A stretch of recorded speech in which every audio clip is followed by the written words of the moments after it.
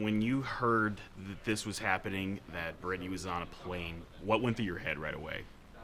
Uh, a great sense of relief and joy.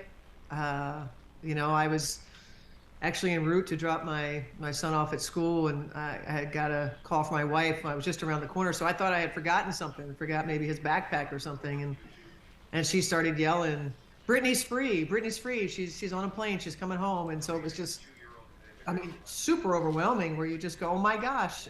Incredibly happy for obviously not only Brittany, her wife, who has been so strong through all of this, as has been Brittany, and just a great deal of gratitude for all the people that worked so hard for her release. The times that you've coached, coached her, coached against her, and I was Yeah, thinking that had none of this happened, she'd have been with you all for the World Cup qualifiers. yeah, no question about it. There was, Brittany's no question in terms of the rest of the world, one of the top players from the Tokyo Olympics. Um, it was a void, not having Brittany's presence there, and I don't mean on the basketball court. I mean who Brittany is to USA basketball and the teammate that she is, and we missed her, and it was heavy, and it's been heavy since knowing that she was being wrongfully detained, and I think that viewers should know what exactly that means. And they go, well, she had hashish oil and it's illegal, and she should know that. And the point is, she pled guilty to 0.75 grams in one canister and maybe zero point 0.4, whatever, in the other, less than 2 grams. And in Russia, it's more than 6 grams that leads to sentences like the one that she got. So essentially, that's a wrongfully detained, hostage that in normal times, normal geopolitical times, this is a misdemeanor. This is punishable with the amount that she had, punishable up to 15 days, 15 days in jail, and perhaps maybe just a fine.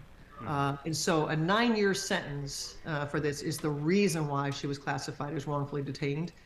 She was a political pawn.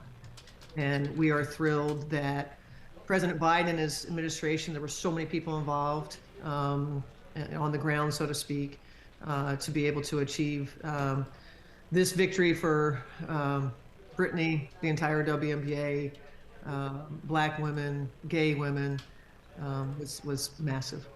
Yeah, I want to come back to that point, but I think to your point just now that because of who Brittany is, such a high-profile individual, plus her race, her identities, racial, gender, and sexuality.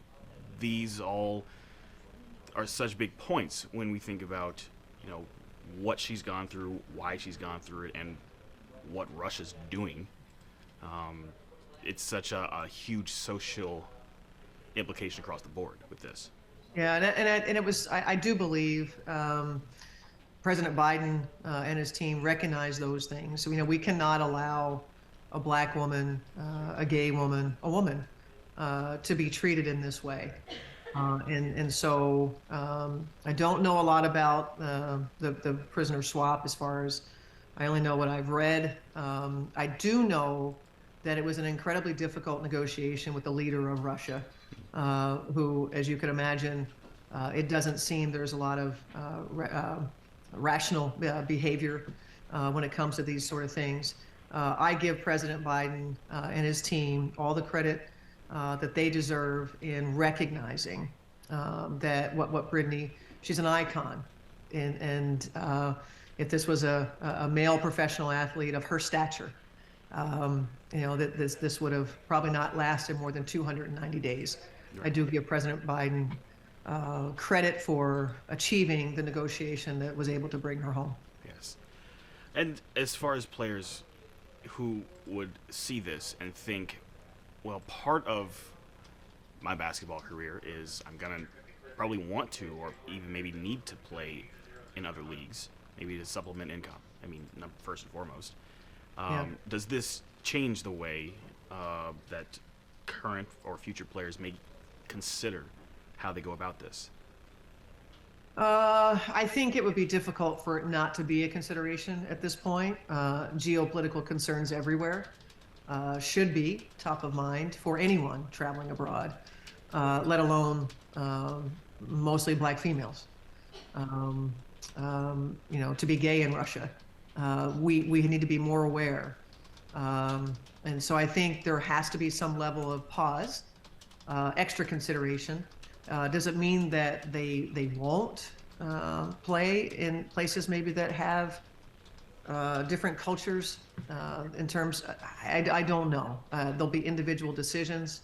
I think, like anything, time as time passes, people will forget, and who knows at that point what the economic value of playing overseas will be.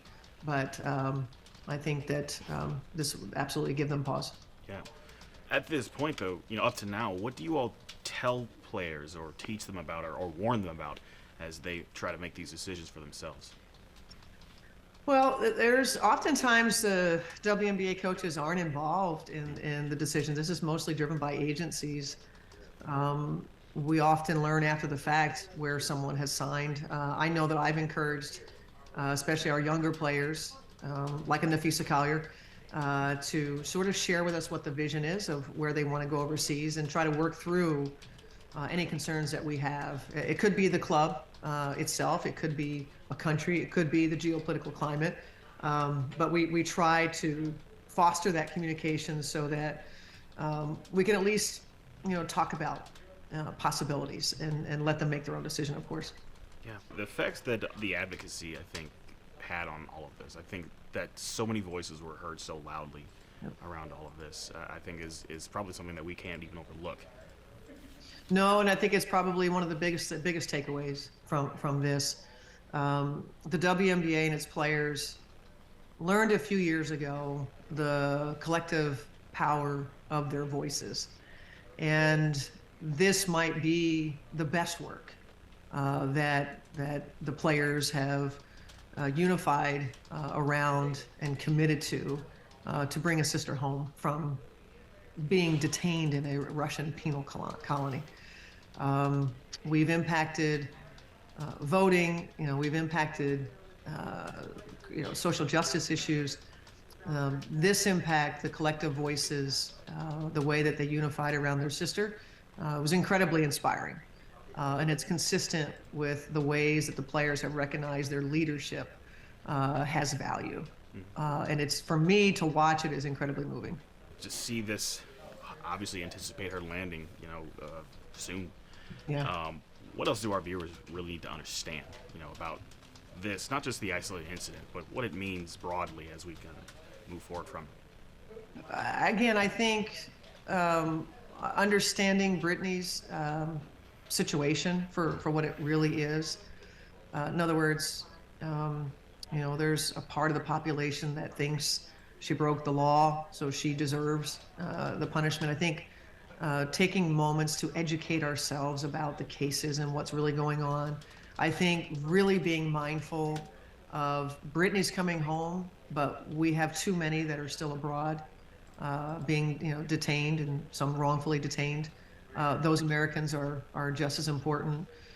So we have a great deal of appreciation for Britney coming home, and I think we all now have, in our world, have a much greater awareness for the number of families that are still suffering without their loved ones, and that Britney is an absolutely incredible person. That's I'm asked that a lot about the players, and Britney's a very easy one to talk about. Britney's heart is as big as her feet, her hands, her presence, her block shots. She's one of the most kindest, gentlest people. Anyone that comes into contact with her would say just that, and her generosity and the care that she has for other people. And we're happy that she's coming home.